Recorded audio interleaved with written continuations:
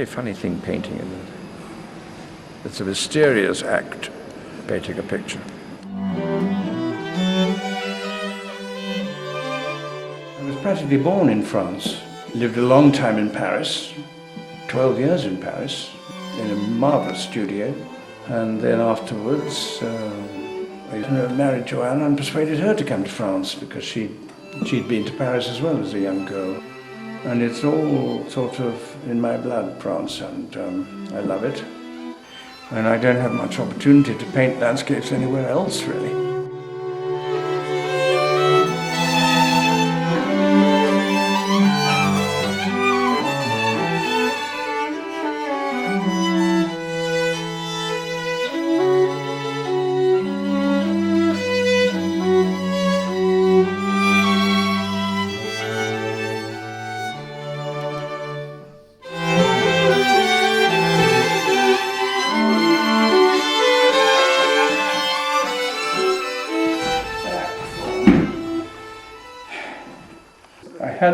I had lots of sketches for this painting, and I had other versions of this landscape.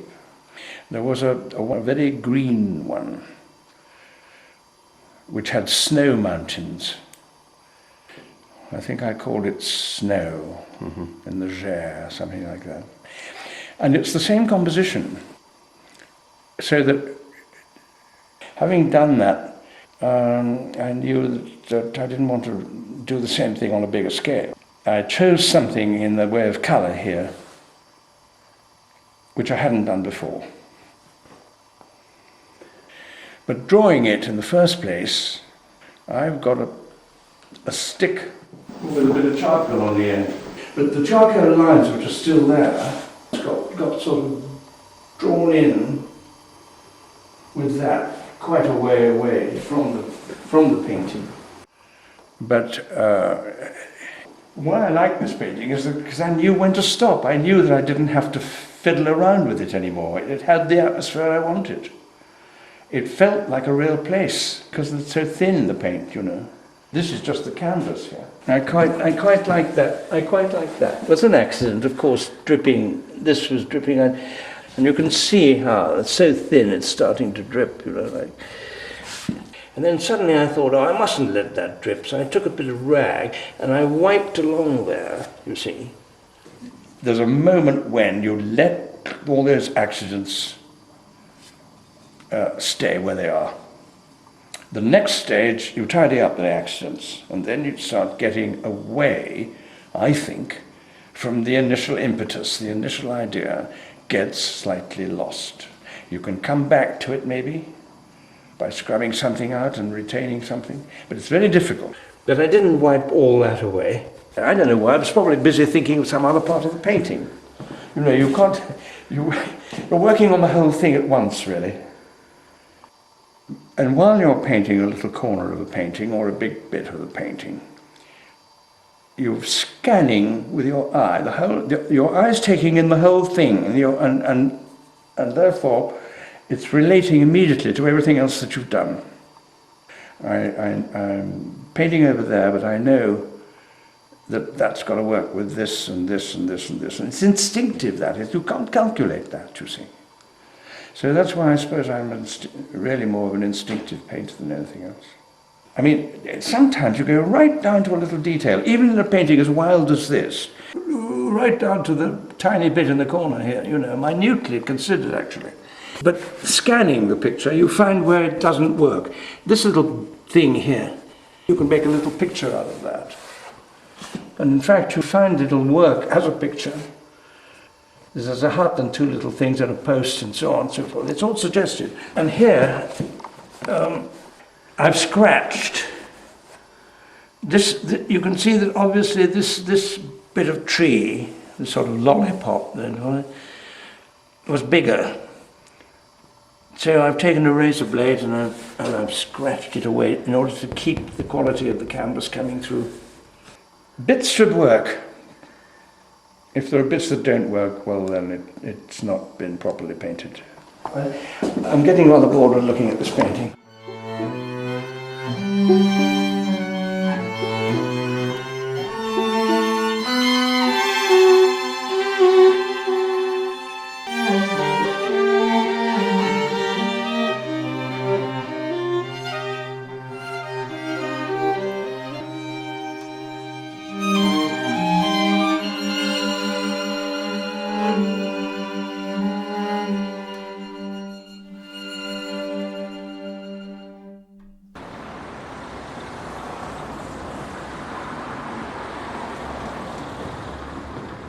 I knew the place. I'd been here before. I'd seen other exhibitions.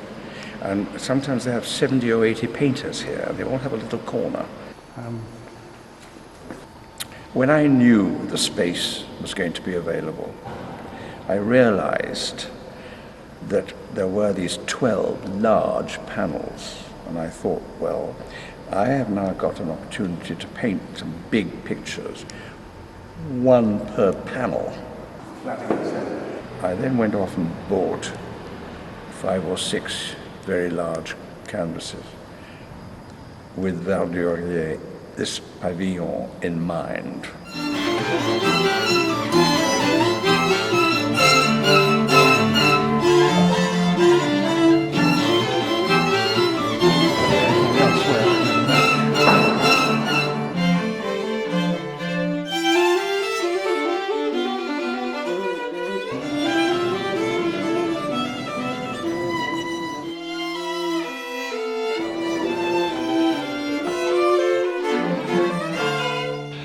I think one has to make little sort of rooms so that people can discover. It's rather as if there were 4 different painters, you know. There was a little area there. Oh, fancy that. Probably the position of all these will change completely at the end of the day. I'm going to have to bring a panel out and use both sides. Some of this isn't working at all at the moment, but I'm going to just get them all round. They all came in a van. I put them round the floor. And the big ones went straight onto a panel. Now, I didn't want certain big ones to be next to other certain big ones, so that was easy. So I put one over there on the one panel and another one on another panel, and that was okay. And that was the base of the hanging, really, once I got the big panels filled with one picture. But then I still had some panels over, and then one had to decide whether a smaller picture would fill a panel or whether one could put a fairly big picture next to a smaller picture. And I tried that for a couple of times, and sometimes it worked and sometimes it didn't. Well, it is very difficult, and they have to look good together, but also at the moment I think I've got too many pictures. Can't be on the space.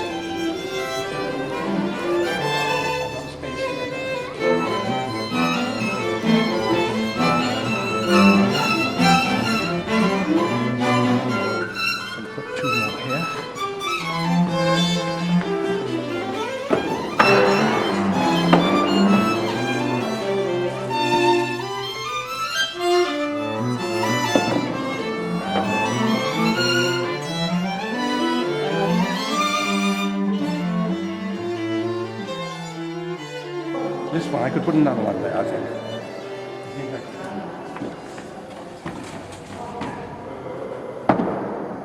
You know, there are some I could leave out.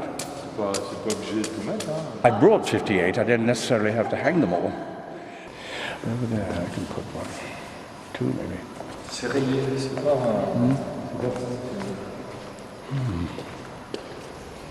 Time for reflection.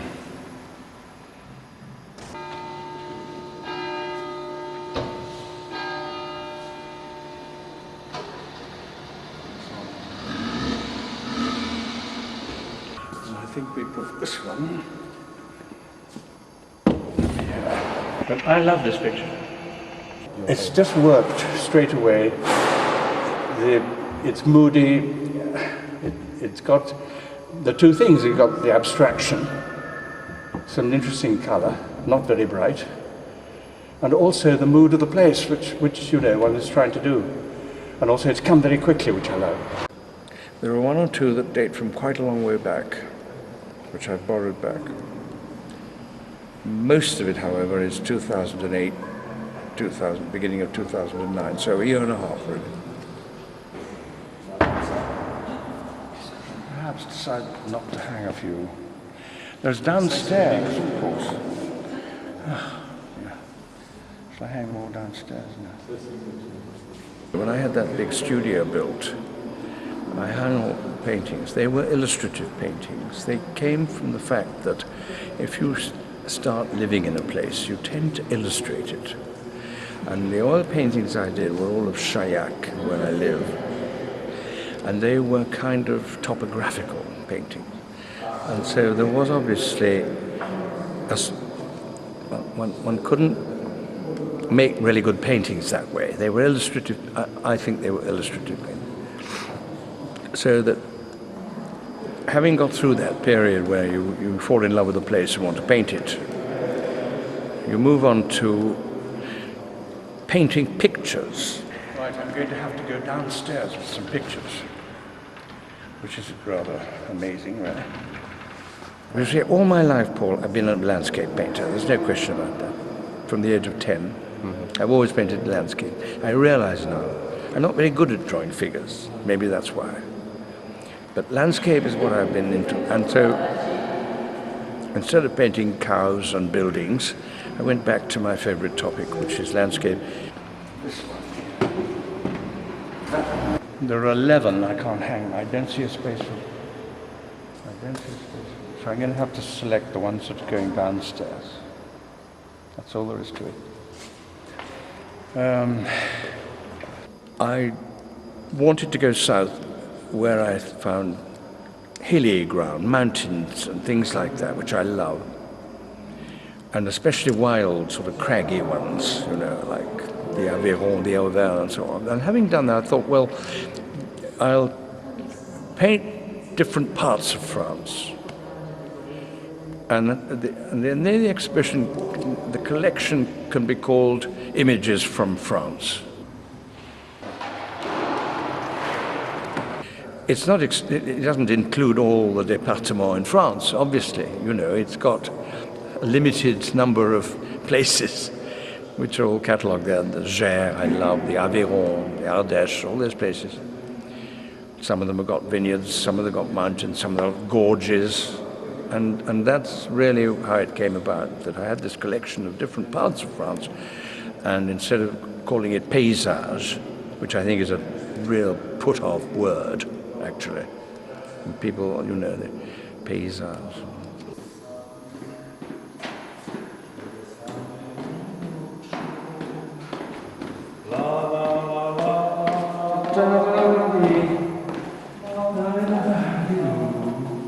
You see, Paul, the huge walls here. So we could put the whole lot on one wall. Oh, God. You see, I've don't get a clue. I hope they don't all do this. Ricky, I lift them, the frame comes.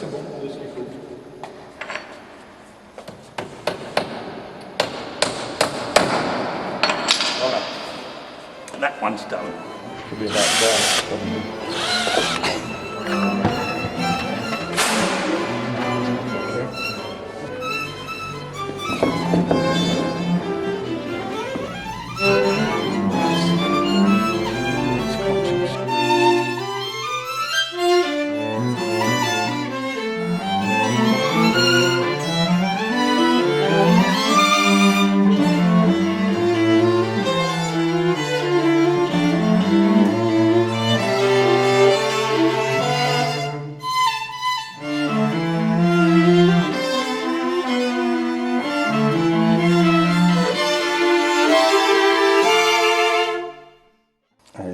Drawing. You see, this is the Ardèche here with these dead things, and I did several paintings, but they weren't copying the shapes. I took that home and worked out a composition based on it, really. I don't use them, I don't look at them when I'm... If I started to paint that idea, I wouldn't look at the sketch. The sketch would remind me of where to begin, with a great big mountain and then a cliff here and so on. It would just remind me. I do a lot of drawings on the spot, Paul. And they sort of fill one with information without you really knowing quite how it's done. It's difficult to explain. I noticed that I've even put the name of the road here, in case I ever wanted to go back to it. I've marked this A, B, B, C, B, and then I've put A as straw, B is green, and C is darker straw.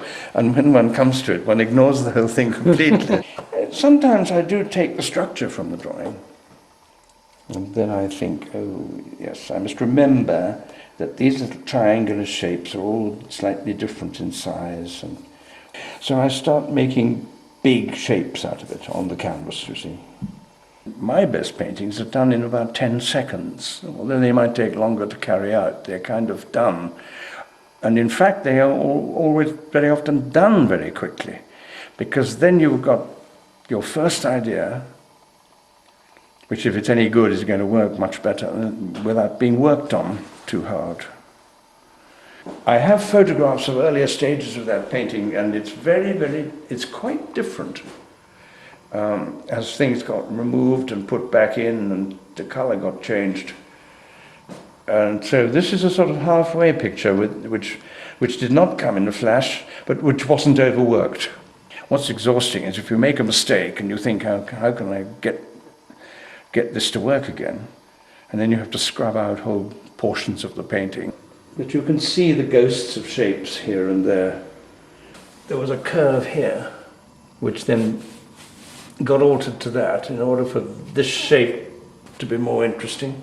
What I do then sometimes is I take a photograph of it in this unfinished and rather hideous state, and then work on the photograph, blow up the photograph to A4, whatever it is, and then work on the photograph. And sometimes you can have 2 or 3 photographs, so you can try things out. And then you go back to the painting, which of course is something you couldn't do in previous centuries, because you didn't have that wonderful capacity to make an instant copy of your painting and work on it. People who can read paintings will see immediately that there's not very much colour in this painting, in fact, that it works because of warm and cold, really. I mean, first of all, of course, it must have started out as a sort of pale grey colour, and then as I wanted to make it fit in the picture, I probably put some marks on it which brought the shape up to the surface, because it might have been lying back too much, you know. But then maybe the parts of it was too warm, and so there was bits of blue put in, or maybe it was too cold and bits of warm were put in, or maybe it was standing back from it. It has, after all, to live with that and that. The space is, it's described really, isn't it? There's a foreground, there's a valley, there's a rock, there's a gap between the 2 rocks, there's mountains in the distance. Yes, you can walk around in it. I love that idea that you can actually walk around in it. That is really a nice idea, however abstract. When I'm painting that, I am living in the landscape, actually. I am living in it. I'm going down there and I'm thinking, yes, that's a little wall. And most people would just look at it and think, he's mad, he's got a white shape. What's that mean? But I can go down there and I can sit on that little rock and I can feel those trees. It's nothing, it's something like the original scenery. I mean, you can't transfer a huge, great valley of rocks and stuff. I mean, they tried it in the 19th century, of course. People did it, didn't they? And earlier. And Bellini. But if you look at Bellini, or one of those people, and forget the 19th century and forget realism, you go back to this sort of thing. You go back to flat design. Giotto, you know. Look at the way Giotto painted mountains. I mean, they were completely sort of abstract, angular, flat. They were right on the surface of the wall. There was no hidden depth. There was no atmospheric depth. There was a sensation of it, but the forms were flat, and that is really where I'm at. That forms are, this 2-dimensional thing has to be respected. When I look at Bellini, Giotto, early primitive Italian painting, Sienese painting, Piero della Francesca, look carefully, look at the landscape in a Piero della Francesca. It's just, I hope my landscapes relate to that much more than they would ever to an Impressionist painter, or Rembrandt even, or someone like that, Claude, Constable. But sometimes I have the most extraordinary sort of urge to paint like Constable. When you're going around and you see these incredible skies, And there's a wonderful sort of limpid light and the sort of rivers and locks and leaping horses, and you think, God, I'd like to be able to paint like that. And of course you can't, because you can't now, you know, it's impossible.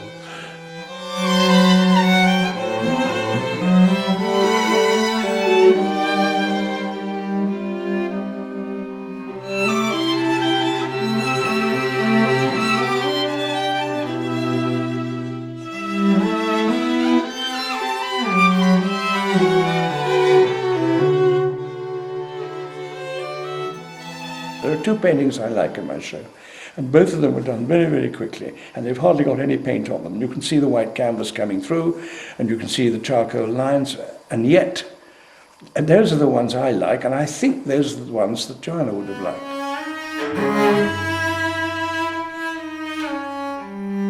I did spend a lot of time looking after her, in the sense that I remember even reading back over diaries, you know, her diaries say, C is cutting all my mounts, or C is on the telephone to the gallery, or C is doing this, that and the other. So I did, I think, spend quite a lot of time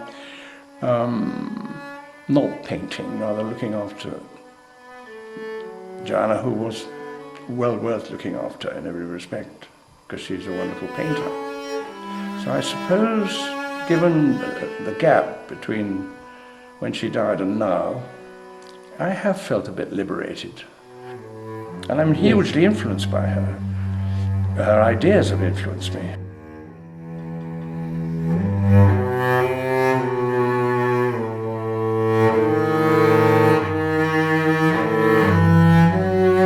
She knew so much, really, and was so concentrated.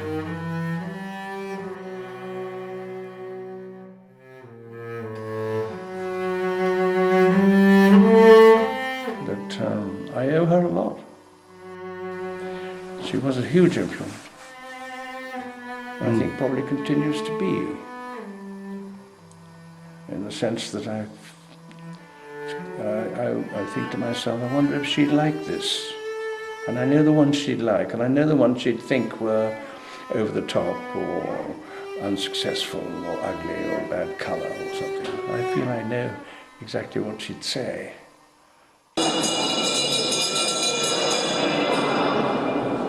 Ce soir, vous savez, c'est Christopher Mason qui expose ses peintures.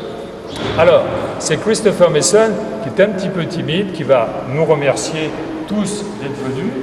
Et un petit mot pour Huguette Tortosa qui est là et qui représente la mairie de Limoges et qui est chargée des arts et de la culture.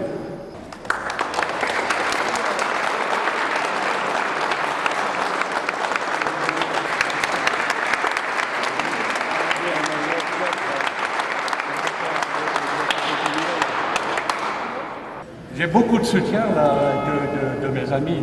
J'ai un très grand soutien d'Alain et Bernadette de l'association Plastique. Voilà. Et puis, Paul et Myriam qui m'ont aidé à accrocher ça, aussi des amis. Qu'est-ce qu'on peut dire pour cet espace? C'est magnifique. Grâce à Limoges, la ville de Limoges, qui a su transformer ça. C'est pour un peintre, c'est le rêve. Je voudrais simplement vous remercier à tous et puis vous dire thank you very much, Christopher. Merci.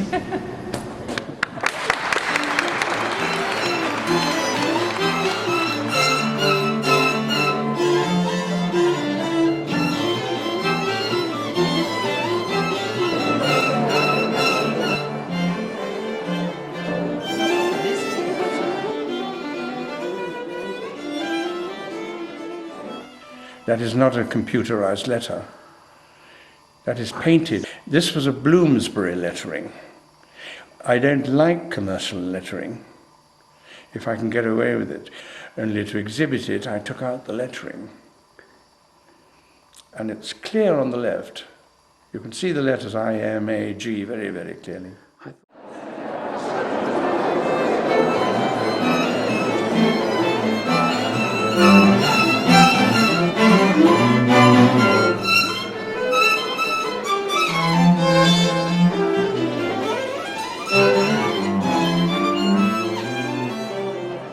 What I would like to do is to simplify these pictures and to express the landscape in 4 or 5 shapes.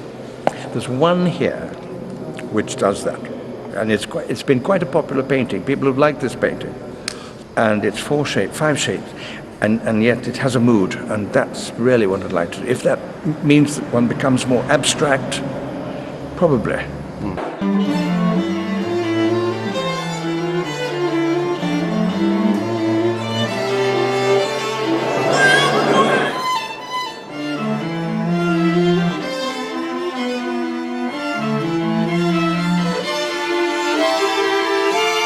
I do look at this experience as the end of an affair, not the beginning of one. I don't see how I can possibly improve on this situation. I can paint other pictures, but where outside of Durier would I ever find the energy to do it, and you know, I mean, time is limited, evidently, at my age. You know, it's got to be. This is the swan song. I certainly won't stop painting. I love painting. That's what keeps one sane, painting. I shall go on working, but very much for myself, and probably on a smaller scale, and probably learning something I haven't learned already.